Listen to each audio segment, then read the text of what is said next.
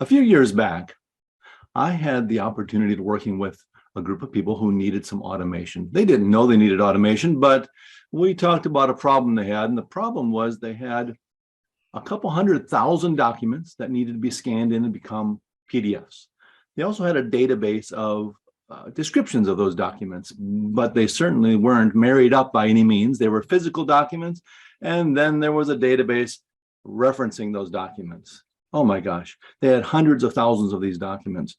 And I'm not exaggerating. They were going to PDF these documents. A service was going to do that for them. And those documents were going to come to them with these coded names.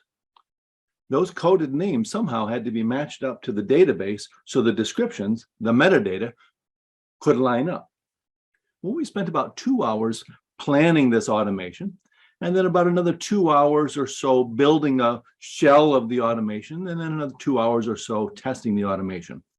We estimated that it would take someone or a group of people at least 3 months of one person doing this full time with no errors to get through this process. And then we did we recalculated, and we actually determined it would take a lot longer than 3 months. But we ran the automation the very next day, and it took about 4 hours for the automation to run, and it was done. So we had about 4 hours of automation running and about 4 to 6 hours of automation planning and building. And we saved someone, some poor soul, who would have had to do that themselves, months and months of work. This is the type of thing that automation can do for us. So that's what we're here today to discuss, automation. And it's going to be not only fun, it's going to be enlightening, and you're going to learn a lot. I'm going to encourage you all to participate and realize that your participation is going to also lend to your learning. We at Gravity Learning, we're all about the learning, the science, the psychology, and the skills behind learning. We're not so really interested in you learning something. We want to know if you're going to use it. So we're going to help you use what you've learned today. That's what's most important. So let's take a moment and discuss our plan for today, what we're going to learn to do with Power Automate. Let's get this thing to move on. Over here. Oh, my mouse and screens missed it. Oh, PowerPoint just crashed. Oh, wonderful. Here it's rebooting again. Let's let PowerPoint reboot. We'll edit this out of the recording. And there will be a recording after this, everybody. Here we go. Let's just take a moment and talk about what we're going to be covering in this workshop by presenting you with this question. How does document management, folder management, and naming your documents and folders affect productivity for you and your team? I know it's an interesting question, but it's going to lead very nicely into the automation we're going to do today. So I'm going to ask you all to take a few minutes and reflect on what Gravity Learning does during the workshops. This is a miniature 1 hour, 55-minute workshop that is mirroring what we do in our full-fledged 2-hour workshops. And what we always do is we discuss a problem, and then we try our best to analyze what we're going to do about that problem. So I'm going to ask all of you right now to take just a few minutes to look at the screen. How does document and folder naming affect productivity in your organization? And we're going to take you for just 3 minutes into breakout rooms, and we're going to discuss this. And there's going to be 3 people per breakout room. So off you go. Please write this down so you don't get to the breakout rooms like, what were we supposed to talk about again? How does document and folder naming affect productivity? Good naming conventions or bad naming conventions? Bear with me on this. This is going to be the heart of our automation today, and I think you're going to love it. So I'm going to send you all off into those rooms for 3 minutes. We'll see you back here in 3 minutes. How does document and folder naming affect productivity? I've selected a very important automation to share with you today about filing and naming conventions. You're going to be just amazed at the type of time savings you can have from this type of automation. And I think you'll love it. But we're going to take the opportunity today and learn how to take some files drop them into a folder. Automatically, those files will, of course, show up in their resulting folder.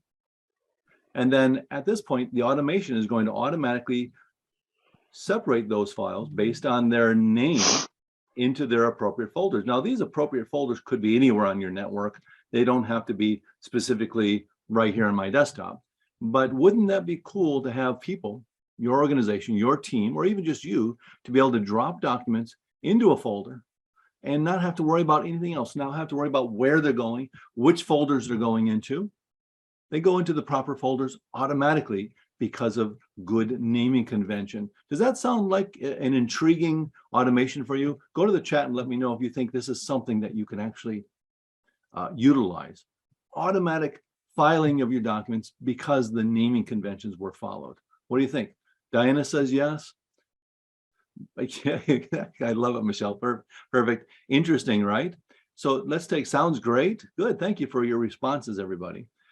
Notice that my file names. I've got one file with the word special in it, another file with the word special in it, and yet another file, I believe, yep, with the word special in it. I've got another file here with the word clients in it, and the word client again, and then we've got another set of files here with the word sales, sales, and sales. Oh, and I've got another one with the word special in it. So this is my naming convention for this demonstration today. The documents that I'm going to ask my team to store in this folder or in this folder system need to have keywords in the file name, like the word special or the word client or the word sales, or any specific word, phrase, or code needs to be used in all their file names.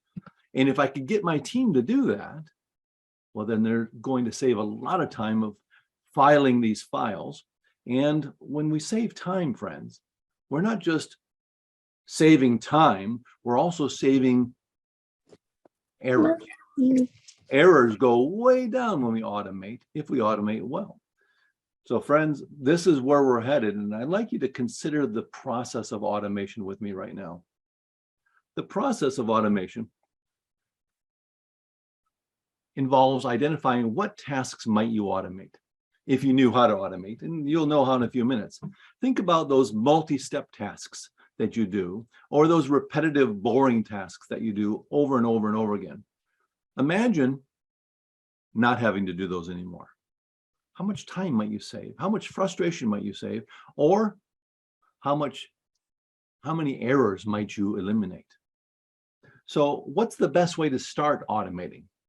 Where's the best place to start? That's a good question, isn't it? And we'll start here. To get started with automating, decide what you want to automate first. The big picture can be a little overwhelming. The small picture is a little easier to handle. And the more you get into this, the better you get at it. Now, as I'm talking and just spewing at you, please remember the chat is available. We have Kelly on board to monitor the chat. So if I miss one of your questions, she'll get it for me and get it for us, and we'll be able to address those. So first thing you want to do is identify time-consuming tasks, or look for repetitive tasks, uncover those accuracy critical tasks that need to be managed, or maybe just those tasks that you hate doing. Find those tasks, write them down, and identify them, collect them together, and then decide which ones are going to be best for you to automate. Next, we start building our automation, and it's interesting to note the best way to build your automation is to keep your PER in mind. What is PER? Well, it's an acronym, perfect end result. What do you really want out of this automation? What is your perfect end result? Write it down. Don't just think about it. Write it down, make it real. Plan from the result or the end and work your way back to the beginning. This way you don't miss any steps and you ensure that you're getting what you want. And don't be shy. Draw a workflow diagram. Use Visio, use PowerPoint, or just draw it out on a napkin so that you're clear on the steps and you're not missing anything. And then finally, identify the tasks that need to be done to get you to your PER, your perfect end result. And these are the best ways, my friends, to get yourself going on automation. So finally, before we actually build the automation today, I want you to consider this: an action plan. An action plan without a who and a when and a where and a what is just a wish. So make sure you schedule some time to actually think this through and perhaps even start an automation, because we do get wrapped up in our routine. We spend an hour here with Tom and Gravity Learning, and we think that was great. We learned so much, and then we do nothing with it because, well, we have busy schedules. Or your schedule right now, if you look at your calendar, is probably totally booked. You need to find a slot, 15 minutes, 30 minutes, and schedule some time to think about what you're going to automate and when you'll try it. I'm going to give you just 15 seconds to do that right now.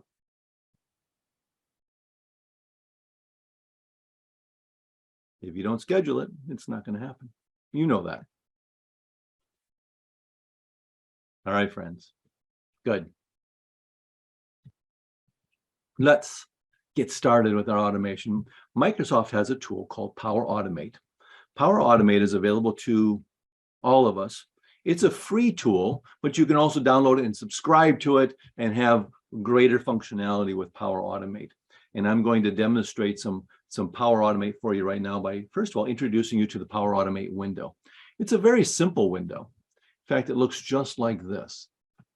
When you open up Power Automate desktop, you'll get a window like this. Now, there are two types of Power Automate tools out there. There's the Power Automate desktop, which is what we're going to be covering today. And then there's also Power Automate available for you on the web. The names of these tools are called Power Automate. That's the web version. And we have Power Automate Desktop. That's the desktop version. Back a while back, a couple of years ago, Microsoft just thought they would call this whole thing Microsoft Flow. And this is just Flow for workflow, but they called it Microsoft Flow. Recently, though, they changed the name to Power Automate to make it part of the Power Automate suite. So we have Power Automate Desktop, and we also have Power Automate in the cloud, which has so much power. We just don't have time to get into it today. Here's the desktop version, though, for you.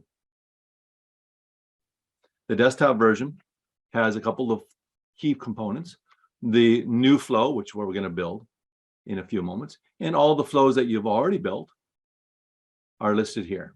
And of course, if you want to go premium, you can pay the premium price to start using Power Automate in its premium sense.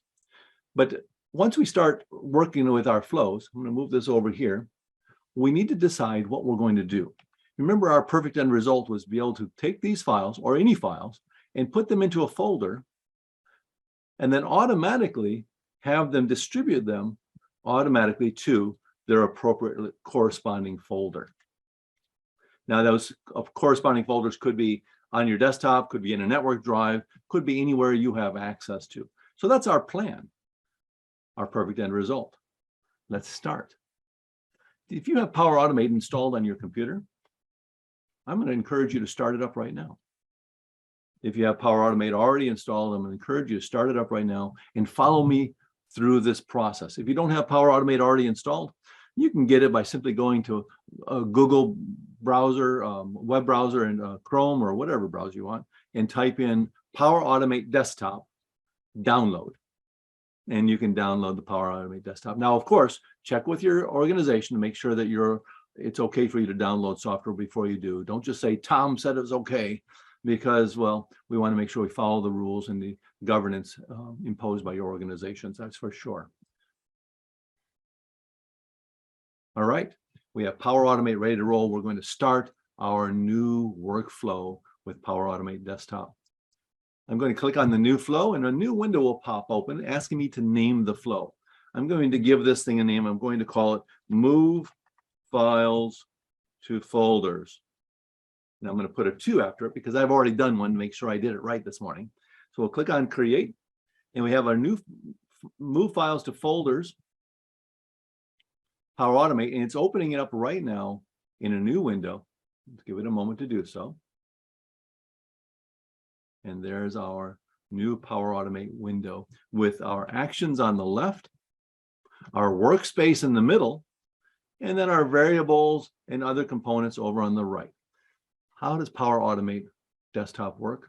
We take these actions, we drag them into the workspace, we give them the parameters we need for them to do what they're supposed to do, and then we're off and running. What are these actions? What do they look like? let's take a look at some folder actions.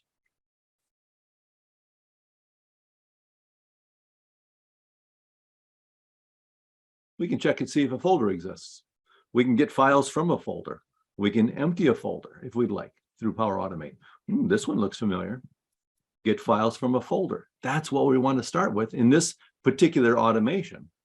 So I'm going to grab get files from folder and drag it into the workspace and drop it. And then a window is going to pop up and say, hey, Tom, where are these files? Which folder are they in? Well, they're going to be in a folder. So let's click on this folder here. They're going to be in a folder on my desktop.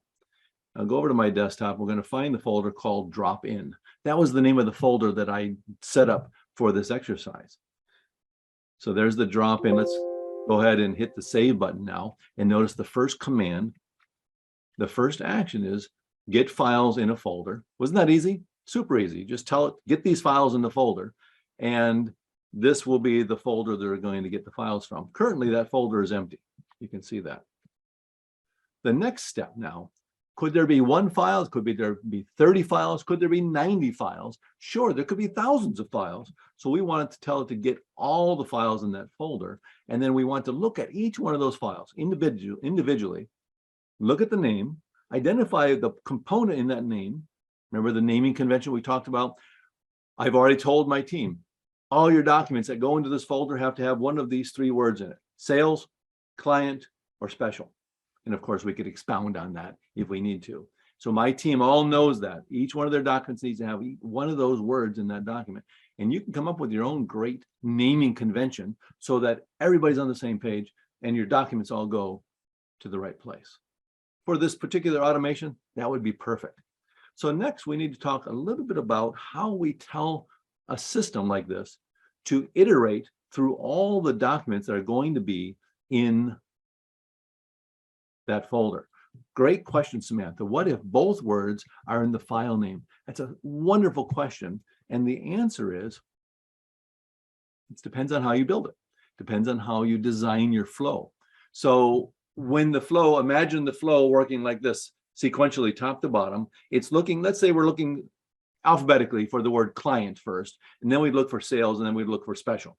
If it found client in a file name that also had the word special in it, the client portion of the automation is going to take effect first, send that document off, and it will be then filed in the appropriate place. But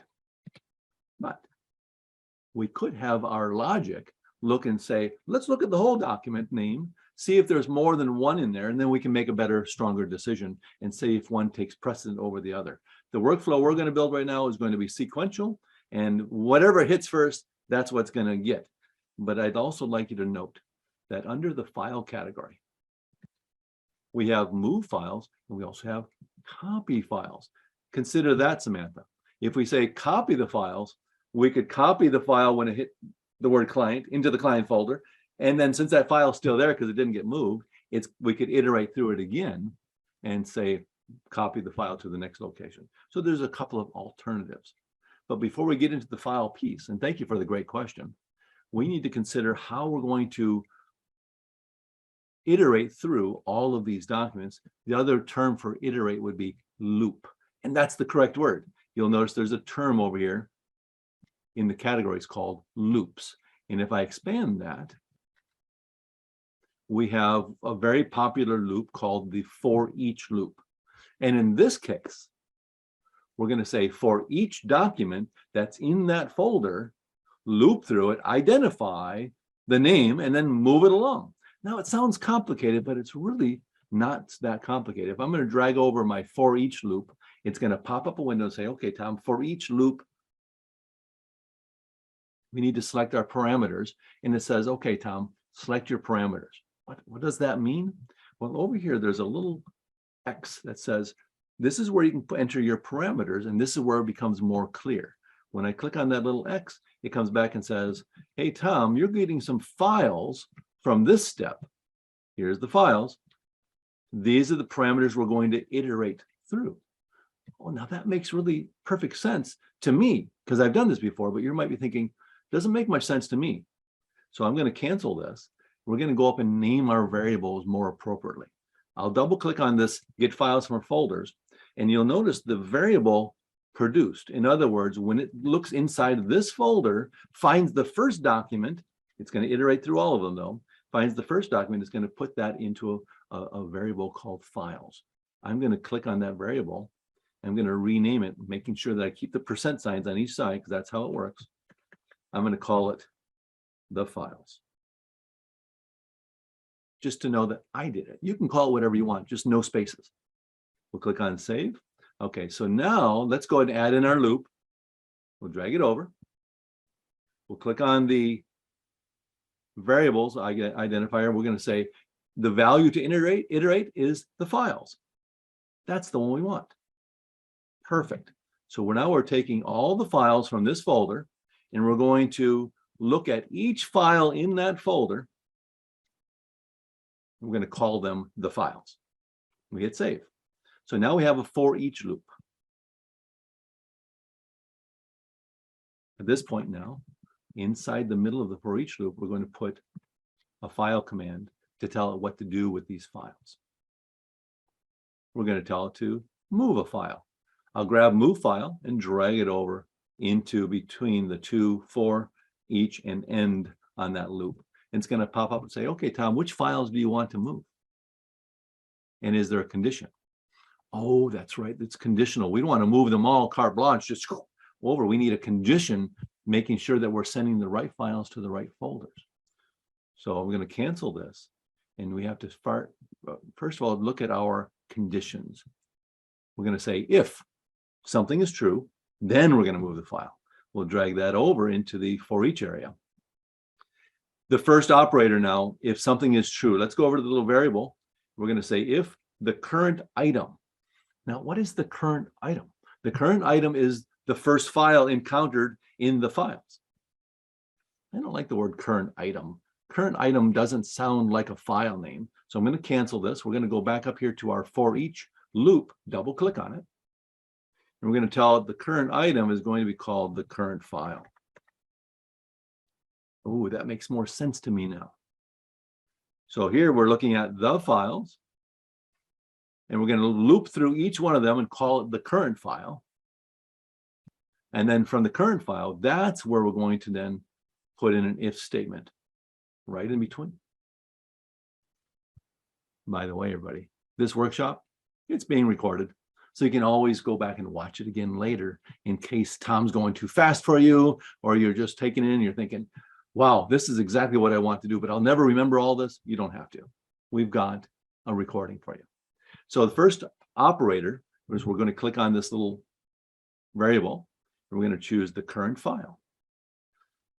So we're going to say the first current file, the operator equals, no, we're going to say contains the word sales.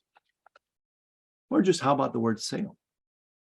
If it contains the word sale, and we can tell it to also ignore case. Wouldn't your team appreciate that if your ignore case, upper and lower case, isn't going to matter? So we're going to tell it to ignore case. We'll hit save, and notice now we have inside of our each loop, we have an if statement that says if the current file contains the word sale, then we need to tell it what to do. Now we're going to tell it to move the file. We'll put that right in between. Which file are we going to move? The current file. The current file is called the current file. The destination folder, we'll click the little folder. We'll tell it where to move this to. We're going to move it into the folder called storage, to the sales folder. And we're going to do nothing if it already exists. Okay, we'll hit save. And let's look at the logic now, friends. Here it is. Get all the files in this folder. Look through all the files in this folder and one at a time, calling each file the current file. While looking at the current file, does it have the word sale in the name? If it does, move it to the sales files folder. Boom, that's it. Let's do it again. I'm going to put another if statement in there. In our for each group, we're going to do another if the current file name contains special Tell it to ignore the case. We're going to then move the file. Which file? The current file to the destination folder, which is again under storage and our special files. And yes, you guessed it, I'm going to do it one more time. And you can actually reproduce these by duplicating them, but I'm just going to build them for you one at a time so you can see it 3 times for emphasis. Don't you love it? If the current file contains the word, what did we have? We had special, we had sales, we had client, ignore case. Then we're going to go ahead and move the file again. You got to love this. Isn't this cool? Move the current file that we're looking at. Remember, we're iterating through each file. We're going to move it over to a folder on the desktop called client files. And then we'll hit save. And there, my friends, is our flow. I think it's done. I'm going to go ahead and hit the save button at the top. And then we'll close the flow and we'll try it out. Who's excited? Come on, go to the chat. Let me know who's excited.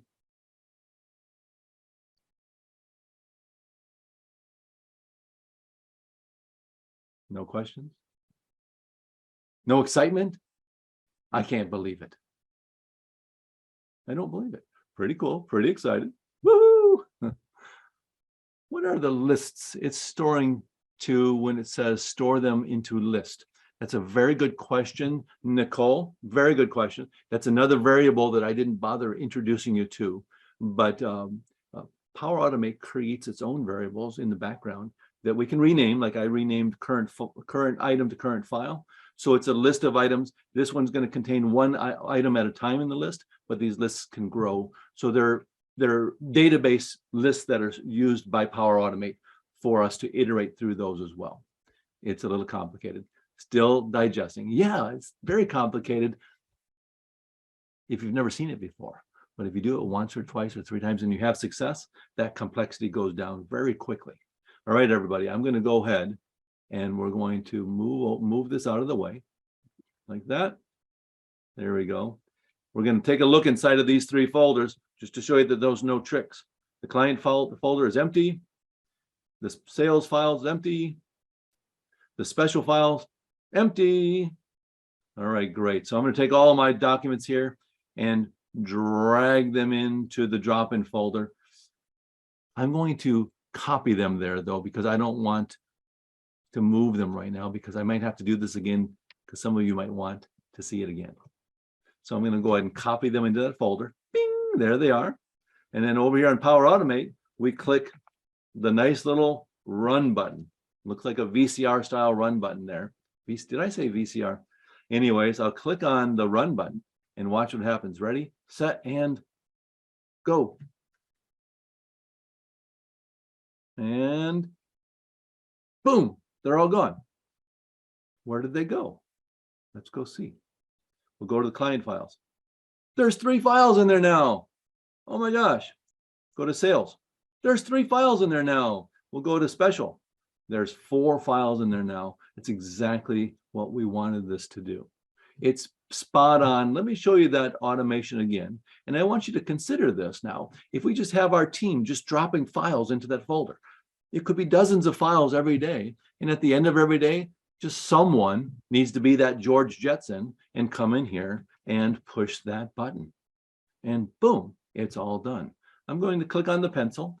It's going to open up that automation again so we can get a quick look at it. See how it did. And there's that automation, friends. We got the files from the folder. We then put in a loop, which actually begins and ends with a for each and an end. And then inside of that loop, we told it to look at a condition 3 different times. And this, Samantha, is where, in case it fails, if it doesn't find the word sale, it'll then move on to special. If it doesn't find the word special, it'll then move on to client. And if it doesn't find that, it's not going to do anything to the file.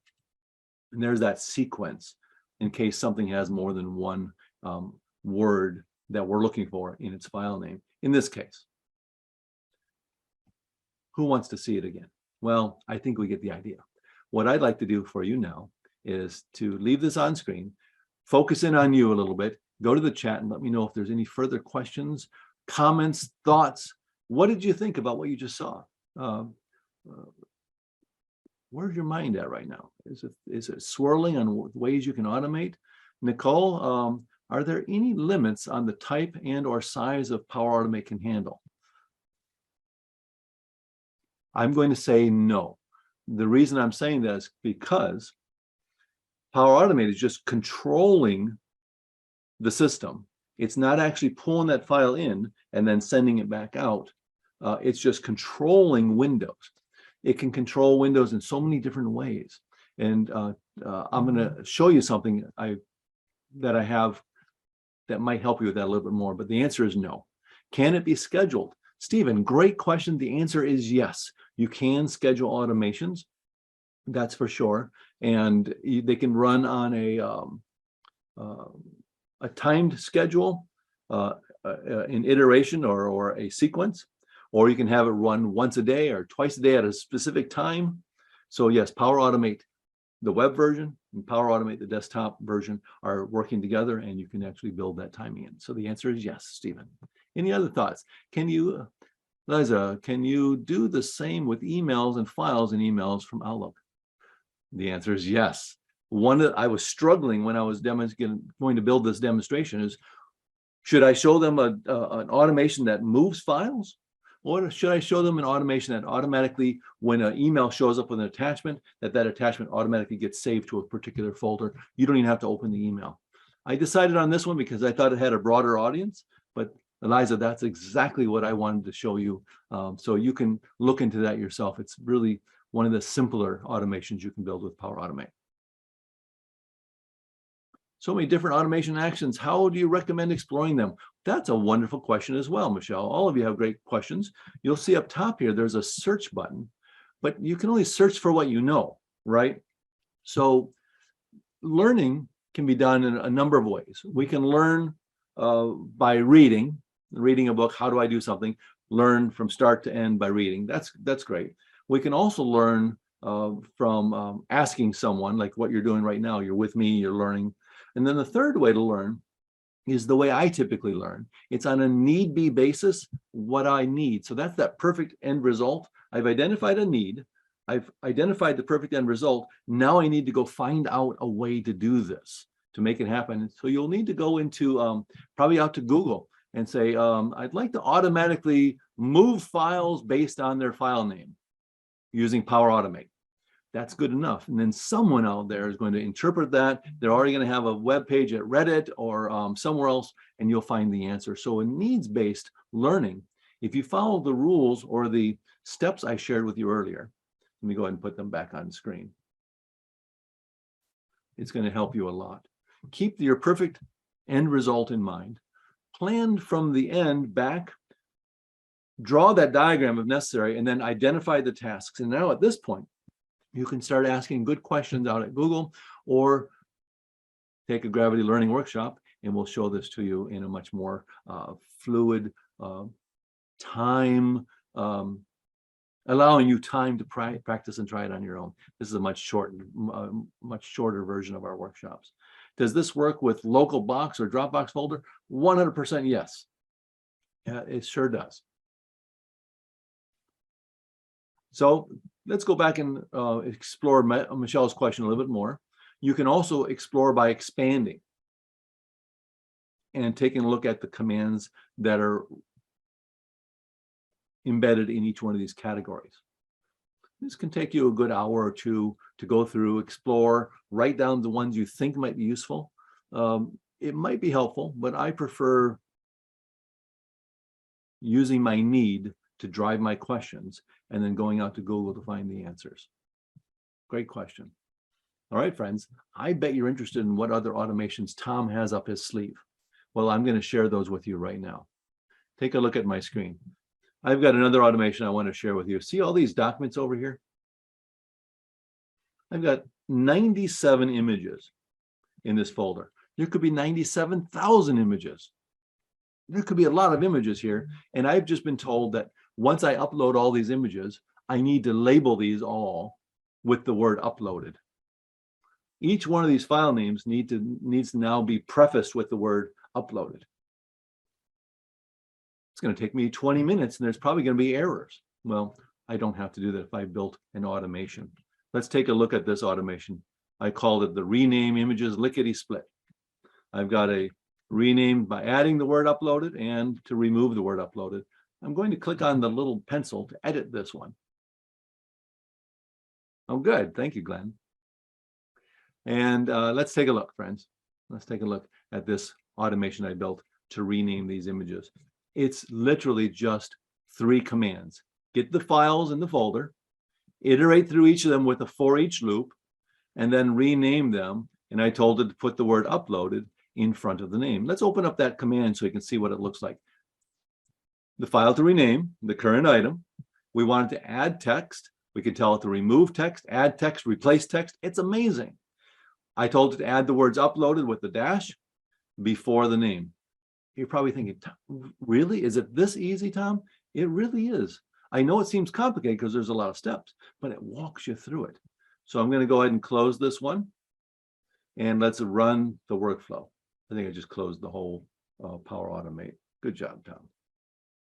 I think you just closed all of Power Automate. You sure did. There it goes. All right, so we're going to go ahead and add. We'll hit the run button. Ready? Keep your eyes over here, friends. Ready, set, run. It's preparing. And it's done. All the files in that folder have now been renamed.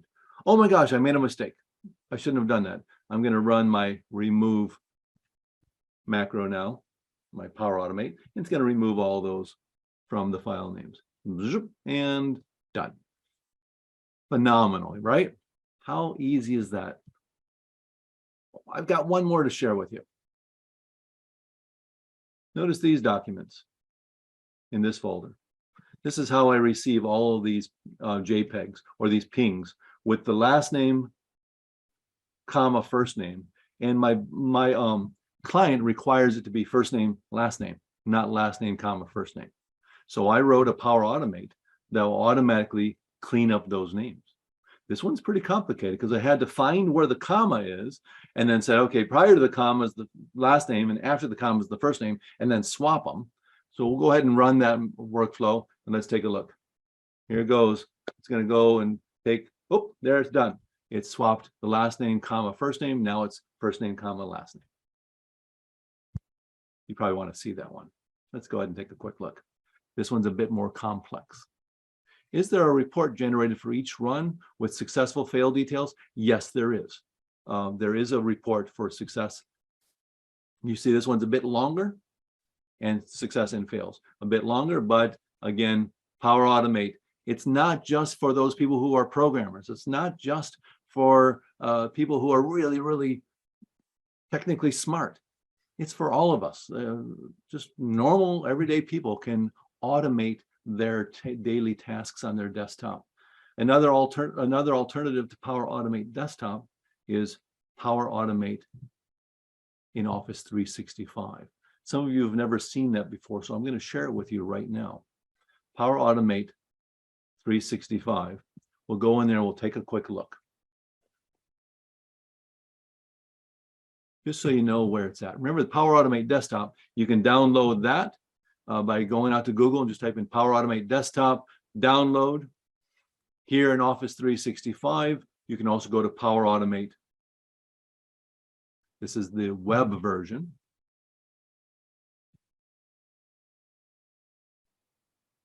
Let's take a look at the Power Automate web version. And by the way, when you're here in the Power Automate web version, there's also a place where you can download Power Automate Desktop from here as well. And you'll notice we have a place for my flows, and this shows all the flows that I've got currently in Power Automate web.